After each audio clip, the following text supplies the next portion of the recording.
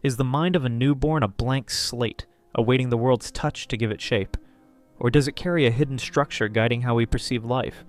This question has long intrigued philosophers and psychologists. Carl Jung, the visionary 20th century psychologist, believed the human soul is never empty. He argued that within each of us lie universal psychic patterns, inherited from our ancestors, shaping how we think and live. Jung called these patterns archetypes. Archetypes are shared psychic templates, present in every human, untouched by time or culture. They are determining influences which emanate from the unconscious, guaranteeing in every single individual a similarity and even a sameness of experience, independently of tradition.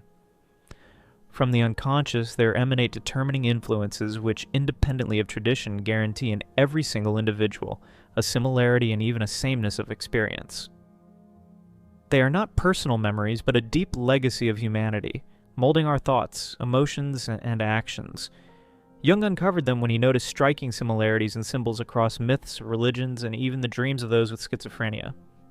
To grasp archetypes, we must see the soul as Jung did. He divided it into three realms: consciousness, the personal unconscious, and the collective unconscious. Consciousness is what we know, like feeling joy or sorrow. The personal unconscious holds forgotten or repressed memories, such as a failure we'd rather not recall. But deeper lies the collective unconscious, the home of archetypes. This is humanity's shared treasury, where patterns like the hero, the mother, or the self shape our experience of the world. Jung likened them to psychic organs, vital for a healthy soul, just as the body needs a heart or lungs. The wonder of archetypes lies in how they appear. They do not show themselves directly, but through symbols, images that carry meaning beyond our grasp. In myths, a mountain might stand as the world's center. In dreams, a circle hints at wholeness. These symbols are not random. They echo across cultures, from ancient Egyptian tales to native beliefs, revealing archetypes as threads binding humanity through time. Where do they come from? Jung wondered if they evolved over eons or exist as timeless, transcendent forms, like Plato's ideas. The greater question is, how do archetypes shape us? They are not mere theory. They guide how we dream, love, and seek meaning. Exploring them, Jung believed, is a journey to expand consciousness, to find light within the soul's darkness. How do archetypes speak to us? Carl Jung saw them as silent architects of the soul, shaping our deepest experiences through symbols that transcend time. These universal patterns, born in the collective unconscious, do not appear as clear ideas but as images that stir something beyond our grasp. From the unconscious, there emanate determining influences which, independently of tradition, guarantee in every single individual a similarity and even a sameness of experience. Jung wrote, "In this realm, symbols are the voice of archetypes, whispering truths we feel but cannot name." Jung's insight grew from a striking observation. Across cultures and eras, the same images emerge. A circle in an ancient myth might mirror a ring in a modern dream, both pointing to wholeness. A tree in one religion stands as life's axis, just as a pillar does in another. These are not mere coincidences. Jung believed archetypes provide the framework for such symbols, not their exact shape. The form varies, shaped by culture, place, or time, but the meaning holds steady. A mountain may be a god's throne in one tale, a dreamer's peak in another, yet both echo the archetype of a sacred center, binding humanity's stories. This dance of symbols reveals the psyche's depth. Jung divided the soul into consciousness, personal unconscious, and collective unconscious, each interacting like tides. Consciousness holds what we know.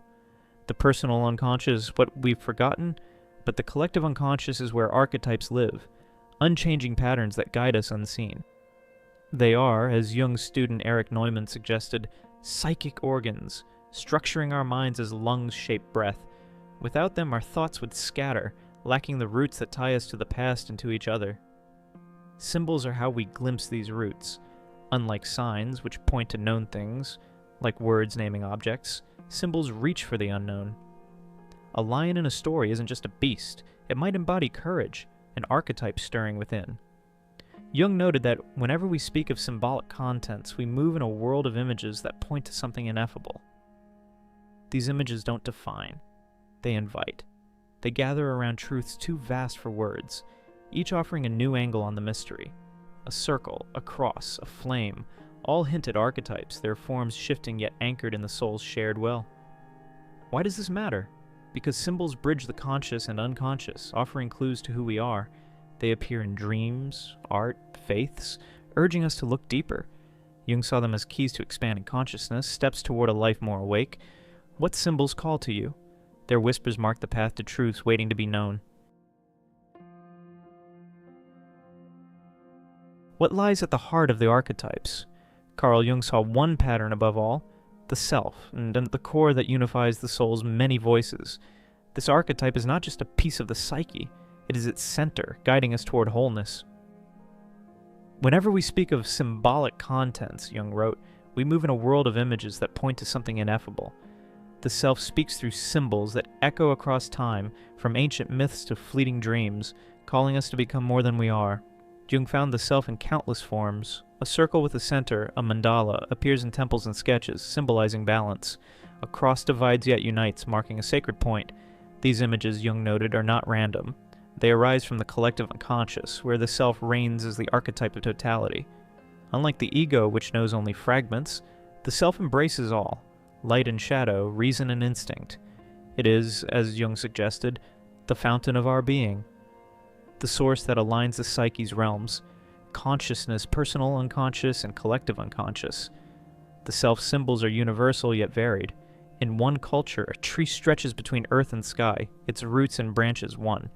In another, a stone stands unmoved, eternal. These forms differ, but their essence does not. They point to the self's role, to harmonize opposites, to weave chaos into order. Jung saw this in myths of creation, where a single spark births the world, or in tales of heroes who return whole. There is no light without shadow, he wrote, and no psychic wholeness without imperfection. The self does not demand perfection. It seeks integration, a balance that lets us live fully. This integration is no small task. The self appears when we least expect it, in a dream of a radiant circle, in a moment of clarity amid doubt.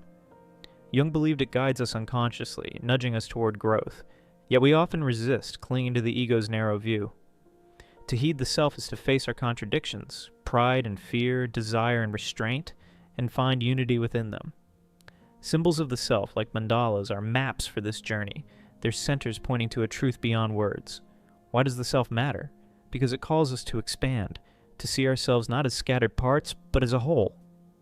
In America, where individuality meets the search for meaning, this resonates deeply. The self-symbols, circles, trees, stones, invite us to explore our depths, to align with something greater. They are not answers, but questions.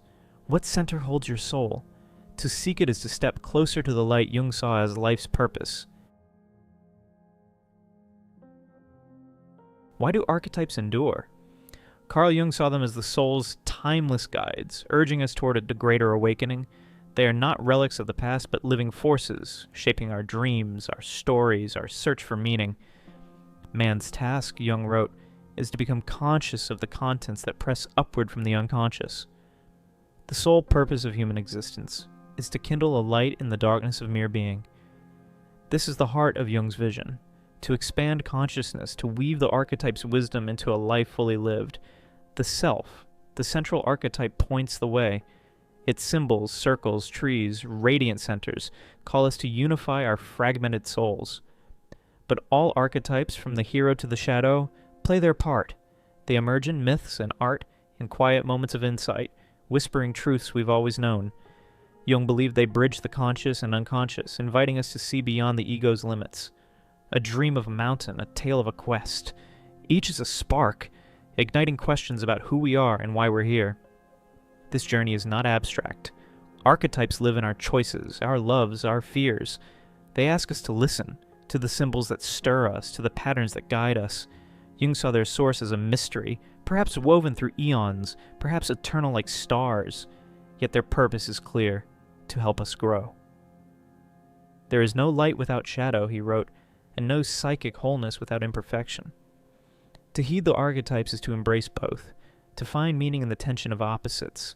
In America, where the quest for purpose burns bright, Jung's call resonates. His archetypes offer a map, not to answers, but to questions that deepen our lives. They urge us to seek, to dream, to kindle our own light. What symbols speak to you? Their glow marks the path to a consciousness vast and alive, a destiny Jung believed we're born to fulfill.